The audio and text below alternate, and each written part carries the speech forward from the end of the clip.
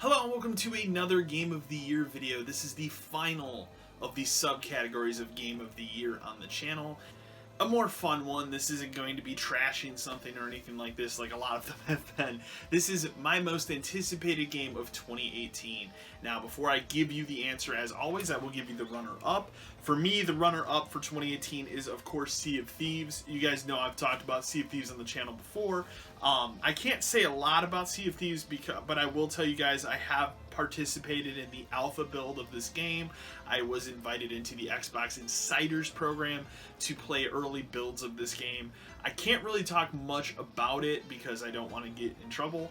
However, I will tell you guys that I've liked everything I've played of this game thus far, and I'm really looking forward to Sea of Thieves. I think it's going to be a very special game when it releases, and I can't wait for it. That being said, and I hope it is like the big... Microsoft needs a huge win, like a big first party, hey, you can only play this here on Xbox or PC, and Sea of Thieves could be that huge winner. But there's one other game that beats it out.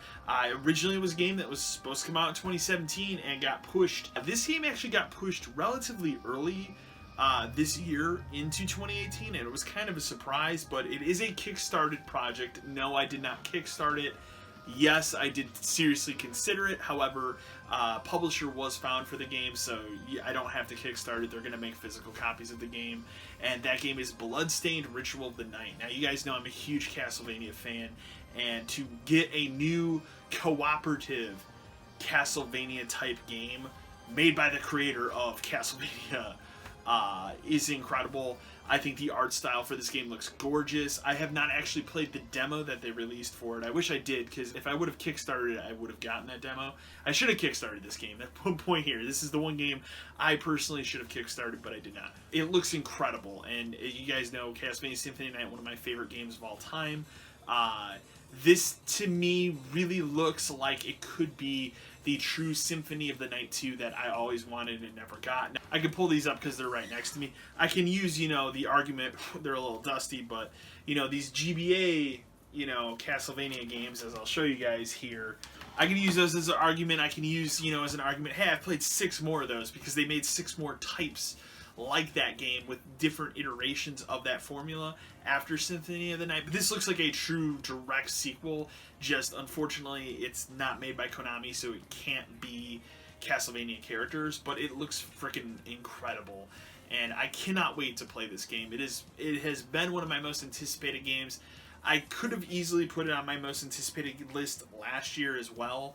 I'm glad I didn't, because I didn't know the game was going to get pushed into 2018, but I can't wait for this game. I'm just biding time for it to come out. I love everything about how this game looks, the sound of it, the feel of it. From what I've seen, everything, it just looks pitch perfect to what I want a Castlevania sequel to be, even though it's everything but Castlevania in name.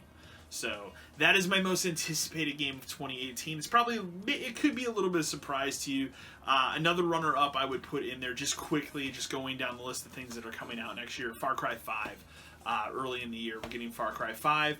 I am a huge fan of the Far Cry franchise. I've liked all the odd-numbered ones, so I'm a fan of the first one, the third one, and I'm assuming now I'll be a fan of the 5th one. I didn't care for 2 or 4 that much, so being that it's going to be another odd-numbered one, things look good, and I love the setting of it. I think it's not only a timely setting, but it just seems like an awesome setting for the game to tell a really good story.